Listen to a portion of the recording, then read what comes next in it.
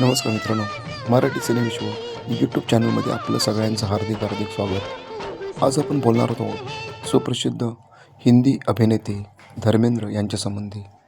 60च्या दशकात लुधियानातून आलेल्या एका पंजाबी तरुणाने हिंद चित्रपटसृष्टीत प्रवेश केला. 1960 साली प्रदर्शित झालेल्या दिल भी तेरा हम भी तेरे हा या तरुणाचा पदार्पणातील चित्रपट, पण त्याला फार काही यश मिळाले नाही. पाठोपाठ 1961 साली शोला और शबनम, अनपढ आणि 1963मध्ये बंदिनी असे त्यांचे 3 चित्रपट प्रदर्शित झाले आणि त्यानंतर धर्मेंद्र हे नाव नायक म्हणून चित्रपट रसिकांच्या हृदयावर कोरले गेले. धरमसिंग देओल उर्फ धर्मेंद्र यांचा जन्म 8 डिसेंबर 1935मध्ये पंजाबमध्ये झाला होता. 1960 पासून 2011 पर्यंत 247 चित्रपटांमधून त्यांनी भूमिका केल्या.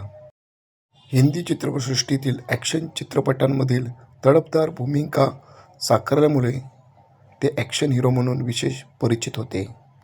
1964 साली प्रदर्शित झालेल्या आई मिलन की बेला या चित्रपटाद्वारे धर्मेंद्र यांना यशस्वी अभिनेता म्हणून नावलौकिक मिळाला.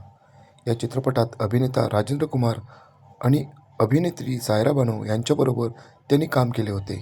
60च्या दशकाच्या मध्यात सुरू झालेला त्यांचा यशस्वी चित्रपटांचा सिलसिला पुढे चेतन आनंद दिग्दर्शित हकीकत, अभिनेत्री मीना कुमारी यांच्याबरोबरचा काजल, फुल और पत्थर, अनुपमा, आये दिन बहार के अशा चित्रपटांबरोबर सुरूच राहिला. शोले हा त्यांच्या आयुष्यातील एक यशस्वी चित्रपट ठरला. या चित्रपटामध्ये असं म्हटलं होतं की अमिताभ बच्चन यांचं नाव दिग्दर्शकांना धर्मेंद्र यांनी सुचवले होते. ज्येष्ठ अभिनेते धर्मेंद्र यांचे कुटुंब खूप मोठे आहे. त्यांना 2 पत्नी प्रकाश कौर आणि हेमा मालिनी अशा आहेत आणि एकूण 6 मुले आहेत. प्रकाश कौर यांच्याकडून सनी देओल, बॉबी देओल, अजिता देओल, विजेता देओल अशी मुले आहेत, तर हेमा मालिनी यांच्याकडून ईशा देओल, अहाना देओल अशा मुली आहेत.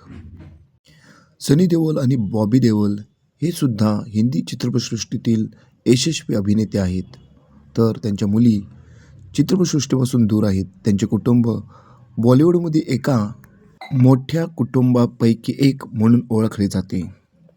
धर्मेंद्र यांना एकूण 13 नातवंडे आहेत, ज्यात सनी आणि बॉबी देओल यांच्या मुलांचा समावेश आहे, जसे की करण देओल, राजवीर देओल. अभिनेते धर्मेंद्र यांचा चाहता वर्ग प्रचंड आहे. एवढेच नाही तर पाकिस्तानचे मंत्री नवाब शरीफ हे त्यांचे फार मोठे चाहते आहेत. त्यांच्या अभिनयाला सलाम.